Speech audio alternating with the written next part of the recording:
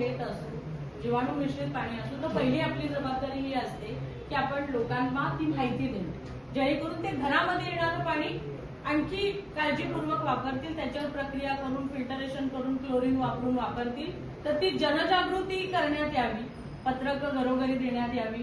आणि आमचं स्पष्ट म्हणणं आहे, नगराध्यक्ष, नगरसेवक या सगळ्यांनी घरोघरी जाऊन ही पत्रकं वाटली पाहिजे. लोकांची काळजी घेण्याची जबाबदारी फक्त प्रशासनाची नाहीये, लोकप्रतिनिधींची पण केलं पाहिजे त्यांनी घरोघरी.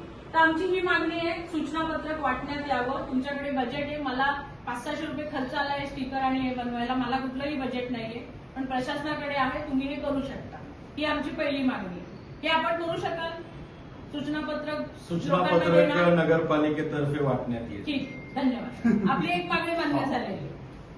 लाऊडस्पीकरच्या माध्यमातून जनजागृती करण्यात यावी, हे पण चालू आहे मॅडम.